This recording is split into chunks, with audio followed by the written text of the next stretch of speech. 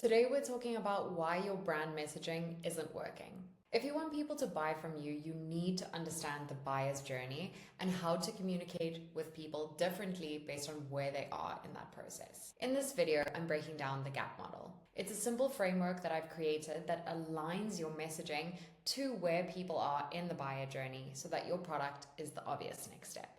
By the end, you'll be able to work out exactly why your messaging hasn't been working, and you'll have a guideline to fix it. By the way, I'm Christina. I spent the last 8 years building brands across industries, from e-commerce to service-based businesses and even digital products. And getting brand messaging right is one of my favorite things to do with clients. So let's jump in. Okay, so let's zoom in here. I have 3 buyer stages. I've got them down as awareness, consideration, and conversion. You can definitely expand out this process and make it a lot more complicated, but for the purpose of this video and explaining how to adjust and work with your communication, I think 3 steps is more than sufficient. So what happens is, no matter where people are receiving your content, whether that be through, let's just get my pen going here. Okay, whether that be through like your email channels, content that you're putting out, or even your website, you are not entirely sure where they are in this decision-making process. And so we need to tailor communication so that we can guide them along a journey. So I think what often happens is that a lot of businesses are focused in this conversion stage and they use conversion type of language. But if someone doesn't know yet that, one, they have the problem and they need this solution, they are not going to be ready for your conversion content. So when you right off the gate are talking about the features and what makes your product so amazing, you lose a lot of people who don't yet identify with having that problem and having that need, and seeing you as a potential solution. So what I've done here is I have a couple of questions, and we're just going to chat through these stages and where people are at the stages and what their focus is. So at the awareness stage, this is where someone has a problem. Okay, so let's write down problem over here. So they may be aware of this problem and potentially not even aware of this problem. They unconsciously might have this problem, but they don't yet know that it's pressing to them. So your communication needs to be centered around the problem as well as the desired outcome, the transformation that they're wanting to get. Then, so the main question you want them to be asking, or they are asking at this stage, is this me? Can I relate to this? Do I want to learn more? So that's the first stage, awareness. Then we're going to move into consideration. They now know that they have a problem, and now they are actively looking for solutions to solve this problem. So at this stage, we have solutions. Okay, so this is now, we're still not talking about your product yet. So your solution is not necessarily your product. It could be your method, your unique way of doing things, your perspective, the action steps that you take them along that lead them to their desired outcome. So we're still not heavily speaking about your product yet. And then only once they decide, okay, this way of doing things will work for me. So that's the question they're asking here. Will this work for me? And so you need to, again, it needs to connect and relate to them. And then only after that, so they've gone from problem aware to solution aware, and then now they go to being product aware. So I'm just going to write you here, because now the focus is on you, your product, and your brand. And this is where you can start talking about your product. But I would still arguably say that features isn't the main focus. This is where you are showing people with proof, and also talking into like the benefits of their product. So this is now where they're asking the question, are they the right person or brand to get me the results that I want? So we've just chatted now a little bit about the 3 buyer stages, and I'm going to show you specifically how that then relates to your communication. So I've got something here, and it's called the GAP model, and it basically teaches you how to communicate at these 3 different stages and pull people along the process. So at the start, what we're doing is we are creating the gap. So like I said, sometimes people won't even know that they have a problem. So here you're going to be talking about the pain points that they're experiencing, the desire, the transformation that they want to have, and you can do this through your story. So talking about your shared experience of the struggles and the pain point that you were having that led you to create this product. So when you talk about the pain or the transformation, it creates a gap between where they are now and then the transformation that they want to have. So you've created this open loop or this desire gap of now they recognize and realize they have a problem and they're then interested in learning more. So at this first stage, we're talking into the pain points, the desire, and we can do this through our story and your shared experience that you've had of how you deeply understand and connect to your customer.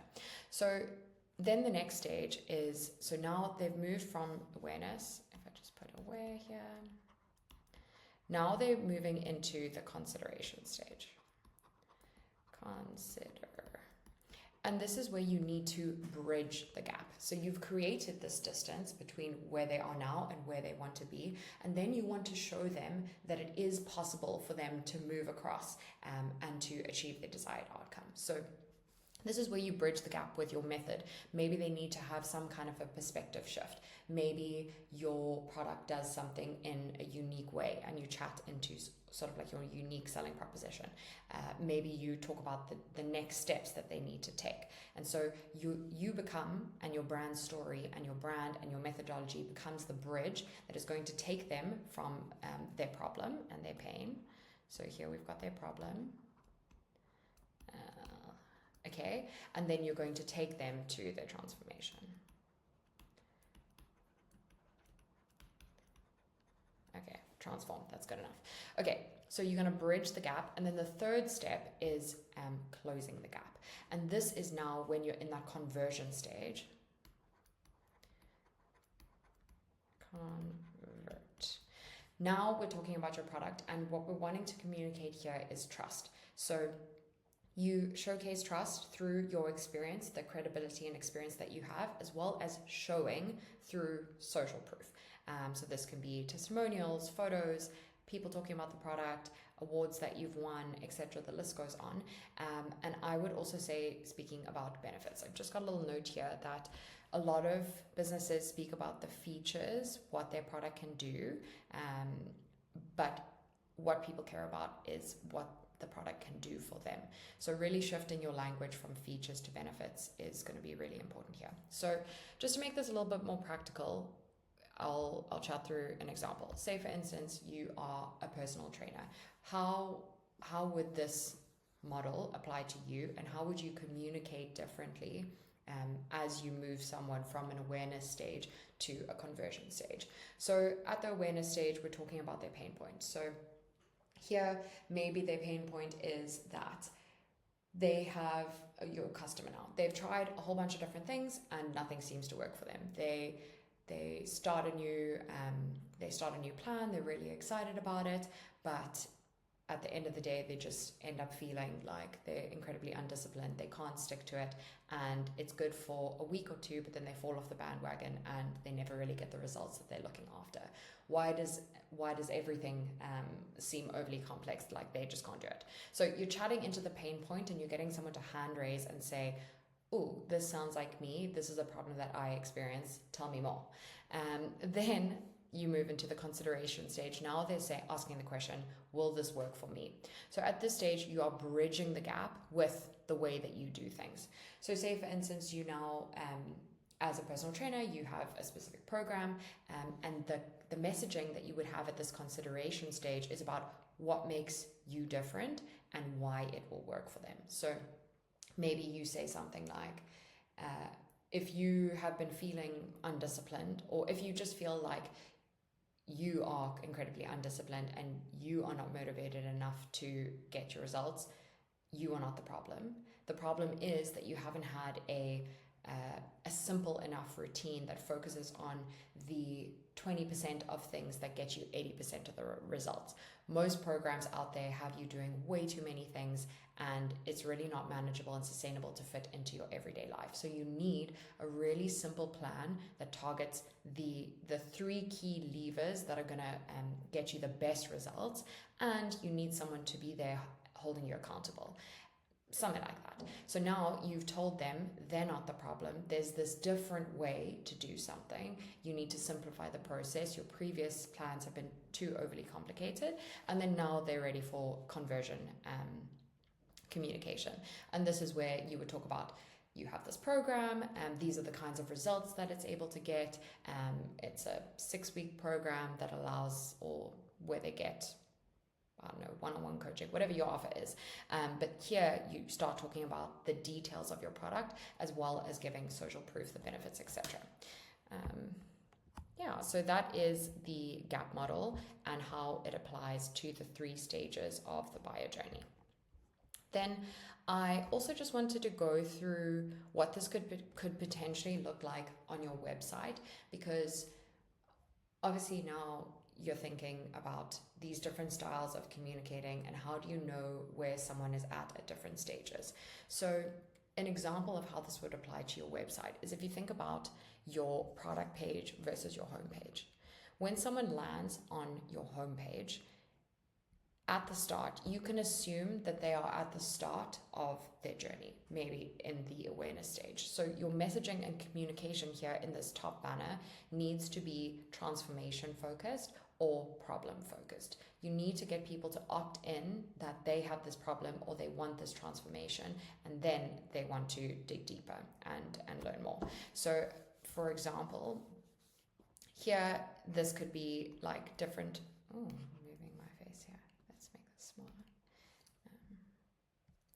this could be different pain points that they're experiencing. And then maybe here in this second section, you're talking into the transformation that they could have. So you're painting a picture of the journey that they can go from and bridging the gap from going from their pain to having the transformation.